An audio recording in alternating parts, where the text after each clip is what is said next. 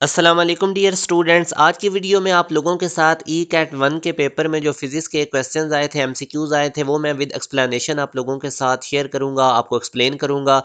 जो स्टूडेंट्स भी हमारे यूट्यूब चैनल पे अभी न्यू हैं, आप इसको सब्सक्राइब कर लें, बेल नोटिफिकेशन ऑन कर लें, ताकि जो भी लेटेस्ट वीडियोज़ हैं वो टाइमली आप लोगों को मिलती रहे। तो ये एक सीरीज़ हमने स्टार्ट की है जिसमें ई कैट 1 के जो एमसीक्यूज थे वो विद एक्सप्लेनेशन हम आप लोगों के साथ शेयर करेंगे। आप लोग हमारे यूट्यूब चैनल के साथ कनेक्टेड रहें।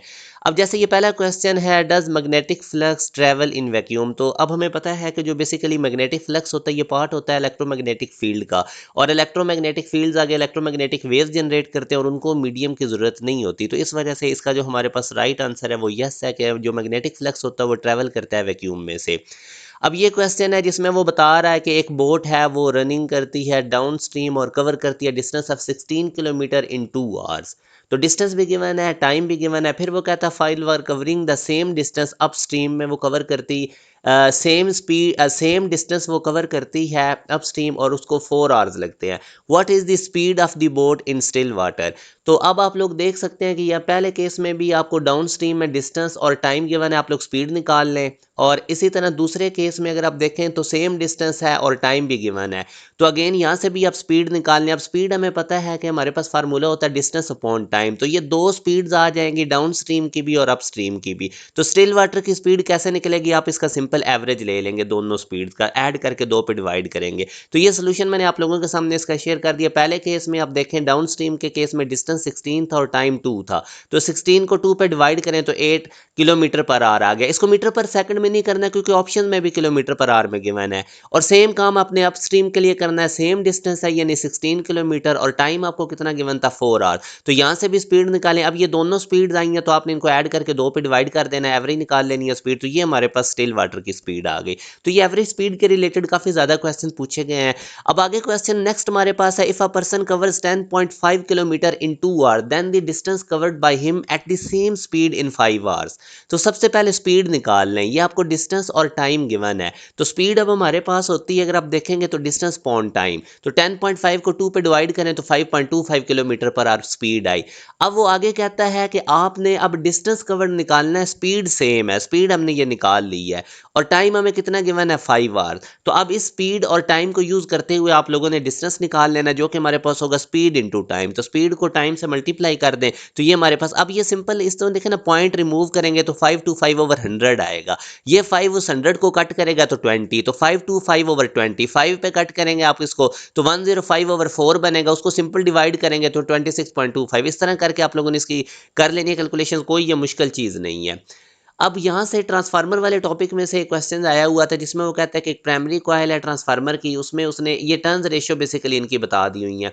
फिर वो कहता है when primary is connected to 9 volt battery. तो याद रखें जो ट्रांसफार्मर होता है वो बैटरी के साथ वर्क नहीं करता, इसका प्रिंसिपल होता है म्यूचुअल इंडक्शन। तो इसमें एक कॉइल में करंट का चेंज होना जरूरी है, तब मैग्नेटिक फ्लक्स लिंक करता है, चेंज होता है दूसरी कॉइल सेकेंडरी के साथ, तो इंड्यूस्ड ईएमएफ पैदा होती है। Induced EMF basically rate of change of magnetic flux change होगा तो इंड्यूस्ड ईएमएफ पैदा होगी। और मैग्नेटिक फ्लक्स कब चेंज होगा, जब करंट प्राइमरी में चेंज होगा। तो ये तो बैटरी है, इसका तो फिक्स करंट होता है, तो इसलिए यहाँ पे हमारे पास जो सेकेंडरी में वोल्टेज है वो जीरो होगा। ट्रांसफार्मर डीसी बैटरी के साथ काम ही नहीं करता, बैटरी का मतलब ही ये डीसी बैटरी होता है। अच्छा, उसके बाद नेक्स्ट क्वेश्चन में देखें, the efficiency of Carnot engine. तो ये आपको एफिशिएंसी कार्नो इंजन का फार्मूला बस पता होना चाहिए। अब ये sum of hot and cold reservoir best option नहीं, नेचर ऑफ सब्सटेंस पे भी नहीं डिपेंड करती।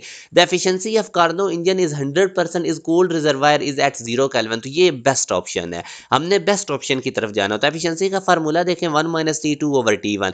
T1 हॉट रिजर्वायर का टेम्परेचर होता है और T2 कूल्ड रिजर्वायर का। और कोल्ड रिजर्वायर आप देख सकते हैं हमारे पास यहाँ पे 0 केल्विन, अगर हम T2 को 0 केल्विन पुट करें तो ये सारी टर्म जीरो हो जाएगी, 1 - 0 करेंगे तो 1, और 100 से जब मल्टीप्लाई करेंगे तो हमारे पास एफिशिएंसी परसेंटेज में आ जाएगी 100%। तो कोल्ड रिजर्वायर का हमारे पास 0 केल्विन पे होना जरूरी है। अब इसी तरह नेक्स्ट क्वेश्चन में आप देखें, not gate is similar to. जो नॉट गेट है ये और गेट के सिमिलर होता है, ये मैंने सारी इसकी एक्सप्लेनेशन भी लिख दी है, आप लोग वीडियो को पॉज करके इसको रीड कर लें, पढ़ लें, आपको ये टोटली क्लियर हो जाएगा। तो ये भी क्वेश्चन आया हुआ था, इसको भी आपको पता होना चाहिए। अब ये सीरीज जो हमने स्टार्ट की हुई है कैट 1 के, हम इसमें से आप लोगों के साथ एमसीक्यूज डिस्कस करेंगे। अब ये क्वेश्चन आया हुआ था, why don't the light from the two headlight of a distance car distant car produce an interference pattern when observe by someone on the road side. तो बेसिकली अब अगर आप देखें तो वो जो दो हेडलाइट्स हैं वो इंडिपेंडेंट सोर्स ऑफ लाइट हैं, तो उनकी वजह से हमारे पास ये कोहेरेंट नहीं है। तो इंटरफेरेंस को नोटिसेबल पैटर्न उसका देखने के लिए जो दो लाइट के सोर्स हैं वो कोहेरेंट होने चाहिए। तो ये बहरहाल मैंने इसकी रीज़न लिख दिया, आप लोगों ने इसको देख लेना है। आई होप आपको इसकी समझ आ गई है। अब नेक्स्ट क्वेश्चन में वो कहते हैं कि हॉरिजॉन्टल पाइप है is laid at the deep sea पे वो पड़ा हुआ है।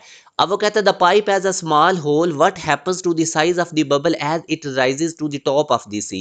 तो ज़ाहिर है अब डीप सी पे प्रेशर ज़्यादा होगा, तो जैसे जैसे वो ऊपर आएंगे एयर बबल्स आएंगे तो प्रेशर कम होगा और इस वजह से जो उनका साइज़ है वो इंक्रीज़ कर जाएगा। तो ये इसके ऑप्शन भी इसी तरह के गिवन हो गए। बहरहाल मैंने ये इसकी एक्सप्लेनेशन लिख दी है, आप लोगों ने वीडियो को पॉज करके इसको रीड आउट कर लेना है। अब एक और क्वेश्चन है जिसमें वो कहता है Q1 Q2 Q3 चार्जेस हैं वैक्यूम में पड़े हुए हैं, तो electric flux of all the charges is zero, then which statement is correct. तो अगर तमाम की वजह से इलेक्ट्रिक फ्लक्स जीरो है तो इसका मतलब तमाम चार्जेस का सम जीरो होगा, क्योंकि आप अगर देखें ना कि हमारे पास गाजीज लॉ के अकॉर्डिंग इलेक्ट्रिक फ्लक्स का क्या फार्मूला था, charge Q over E not, ये टोटल चार्ज है। तो अगर तमाम चार्जेस का सम जीरो होगा तो तब जीरो होगा, तो ये हमारे पास अल्फा जो है ये राइट स्टेटमेंट है। अच्छा, अब जो स्टूडेंट्स भी एक प्रॉपर वे से, क्योंकि ज़ाहिर है अभी तो ये मैं आपको एमसीक्यूज करवा रहा हूँ, ये काफ़ी वास्ट क्वेश्चन बैंक होता है, फिर इसके रिलेटेड काफ़ी प्रैक्टिस करनी होती है, रेलेवेंट प्रिपरेशन बहुत ज़्यादा मैटर करती है। तो जिन स्टूडेंट्स का ECAT 1 में अच्छा स्कोर नहीं आया, जो ECAT 2 की एक प्रॉपर वे से तमाम सब्जेक्ट्स की तैयारी करना चाहते हैं, आपके लिए हाईली रिकमेंडेड है कि हमारे बैच को लाजमी ज्वाइन करें। ये हमारा बैच 1 अप्रैल से स्टार्ट हो रहा है और इसमें कम सीट्स रह चुकी हैं, लास्ट 1-2 दिनों के अंदर काफ़ी बच्चे इनरोल हुए हैं। तो जूम पे क्लास की हमारे पास लिमिट होती है स्टूडेंट्स की, पार्टिसिपेंट्स की। तो आप इस दिए गए कॉन्टैक्ट नंबर पे व्हाट्सएप करके हमारे बैच की तमाम डिटेल्स ले सकते हैं। जो स्टूडेंट्स भी नस्ट NET 4 के लिए और ECAT 2 के लिए एक प्रॉपर वे से प्रिपरेशन करना चाहते हैं, तो आपके पास ये आखिरी मौका है, आप हमारे बैच को ज्वाइन करके एक बड़े कंप्रीहेंसिव वे से आपको तैयारी करवाई जाएगी, बोर्ड के साथ पैरेलल मैक्सिमम काम क्लास के अंदर करवाया जाएगा, क्योंकि रेलेवेंट प्रिपरेशन बहुत ज़्यादा मैटर करती है। जिस तरह से क्वेश्चंस आते हैं उस हिसाब से अगर आपने सारे ट्रिक्स और सारी तैयारी की होगी तो कम वक्त में आप मैक्सिमम आउटपुट आपकी मिलेगी। तो आप लोग इस बैच को ज्वाइन कर सकते हैं, हाईली रिकमेंडेड है आप लोगों के लिए, और हमारे व्हाट्सएप चैनल के साथ ज़रूर कनेक्टेड रहें। इसी वीडियो के डिस्क्रिप्शन में आपको इसका लिंक मिल जाएगा, क्योंकि जितनी भी डिफरेंट यूनिवर्सिटीज़ की अपडेट्स हैं, स्कॉलरशिप की अपडेट्स हैं, वो सारी आप लोगों को हमारे व्हाट्सएप चैनल के थ्रू मिलेंगी। अपना ख्याल रखिएगा। अल्लाह हाफिज़।